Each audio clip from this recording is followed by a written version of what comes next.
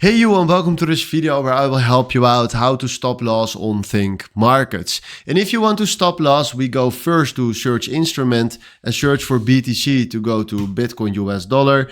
And now we create ourselves right here a position to show you how to stop loss. So we go here right to the top and select right here buy. And then select right here the market order, because then we have a direct order. Select right here with how many lots you want to step in. So let's do 1. And then right here we go down, and then we enable right here at stop loss, the stop loss option. And then right here you have a type. Now you can also do trailing or guaranteed, but let's do normal for now. And then we fill in right here that we want to stop our losses when he will hit 60. Sorry, what is he doing?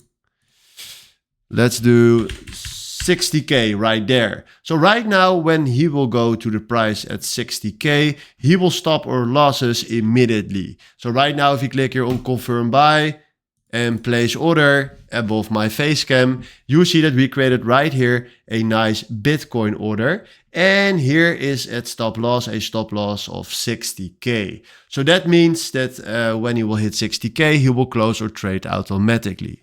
So hopefully this was the video where I was looking for. This is how you can stop loss right here on ThinkMarkets. Thanks for watching and have a wonderful day.